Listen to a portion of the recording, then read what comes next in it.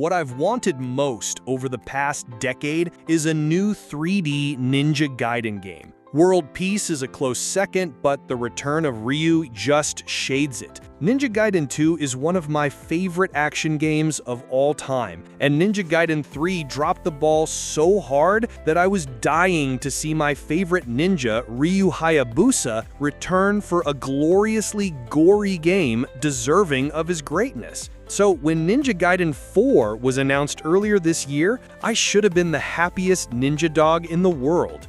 Then I replayed the whole original trilogy and remembered how unique and brutal Ninja Gaiden really is. That's when the fear hit me like an Azuna drop. Ninja Gaiden 4 looked like a great action game for sure, but Platinum's clear influence had me wondering whether it would be a great Ninja Gaiden game too. Combine all of that with Ryu looking like he'd been sidelined for the second time in his own series, and what looked like my game of the year started becoming one of my biggest question marks. Thankfully, 2 hours with Ninja Gaiden 4 were more than enough to convince me that Platinum knows what we all loved about the series, and might even be doing it better than ever before. Ninja Gaiden 4 looks and sounds like a Platinum game, which is a blessing in disguise. My preview kicked off at the very beginning of Ninja Gaiden 4, which sees Yakumo in a permanently rain-soaked and uncharacteristically futuristic version of Tokyo. While the details of the plot are still being kept under wraps outside of the interesting central dynamic between the Raven and Hayabusa clans, I was immediately surprised at how much more stock has been put into the characters. Ninja Gaiden has never really been able to tell a compelling story, especially since Ryu is as quiet as he is epic. Yakumo is very different though. He's stoic, cocky, and brooding, and emoted far more and with more personality in the 2 hours I had with him than I've ever seen from Ryu across a whole series. In very Metal Gear Rising fashion, Yakumo's fellow Raven ninjas spend a lot of time chatting to him and building up the world and stakes, giving Ninja Gaiden 4 a bit more texture in between all of the bloody action. While my preview only offered the briefest glimpse at Ninja Gaiden 4's depth, and I still have no idea how Ryu factors into it all outside of being a legendary figure, what I saw gave me enough confidence in Ninja Gaiden 4 delivering on an actually interesting story for once, just like Ragebound before it. As for the divisive futuristic setting that seemed too far from the series' roots when NG4 was revealed, I quickly ended up appreciating the fresh take on Ninja Gaiden that feels like it fits Yakumo and his story like a glove. Time will tell what the rest of the game holds, and it does still feel more Platinum than Team Ninja right now.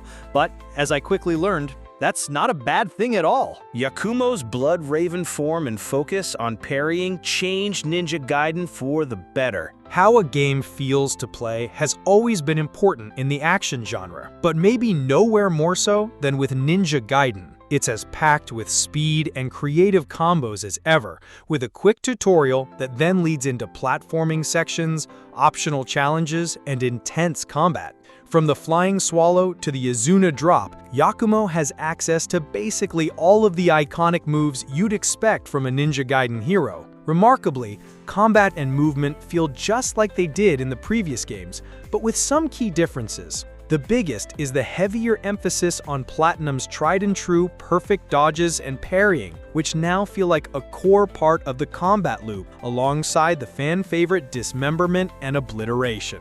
The new focus on parrying had me worried at first, but it works perfectly with the rest of Ninja Gaiden, and feels as if it should have been there all along. Despite his similarities to Ryu, Yakumo also manages to feel distinct thanks to his Bloodraven Form, which lets him transform his equipment into a more powerful weapon, like a drill or longsword, that can break through specific unblockable attacks and open enemies up for some real punishment. It's this new balance of parrying, perfect dodging, and using the Bloodraven Form that makes Ninja Gaiden 4 feel like a true evolution of the series. Outside of that, it feels just like classic Ninja Gaiden, but combined with all the new moves and Yakumo's distinct playstyle, it's shaping up to be the best that the series has ever felt to play. My biggest fears about Ryu were finally put to rest. This all brings us to the flying swallow in the room, Ryu Hayabusa. One of my biggest worries was that Ryu would feel like a side character after we'd all spent so long waiting for him to return, and that his moveset would feel too basic with just a single weapon. I hoped that Platinum had learned from Ninja Gaiden 3's fatal flaw at launch, but the approach is more interesting than simply correcting previous mistakes. Once I'd finished Ninja Gaiden 4's first proper level and taken down a badass samurai boss with music that felt straight out of Revengeance, I got to try the game's chapter replay in brand new Trials mode. This lets you easily replay missions and specific fights without needing to grind your way back to them. They also let you play as Ryu in any mission, which finally eased my worries that he wouldn't see much action, since you can seemingly play the whole game with him. Sadly, Ryu does still only have one weapon, his trademark katana, but he's so damn powerful and satisfying to play that it really didn't bother me. Ryu's just as you remember him, with the same combos and ninpo special moves, but with a brand new gleam form that's his equivalent to Bloodraven, and lets him tear enemies to shreds with ease. Despite the similarities between Ryu and Yakumo, they managed to feel different enough to carry their own sides of the game. This new form, plus all of the changes that Ninja Gaiden 4 has made to combat to make it feel even more active and rewarding, makes Ryu somehow feel better than ever too, even if he is missing his arsenal of weapons. I'm still wondering how he fits into the story and what the split of playable levels between him and Yakumo will be, but replaying the preview's levels as Ryu eliminated my biggest fear for Ninja Gaiden 4 and then some. There's still a lot about Ninja Gaiden 4 that I don't know after just 2 hours with it, but my time was enough to bury nearly all of my worries. Platinum's influence can definitely be felt in some big ways, but nearly every change and evolution feels like it's for the better. It's still too early to tell, but Ninja Gaiden 4 truly might be a new peak for the series, and I can't wait to find out for sure.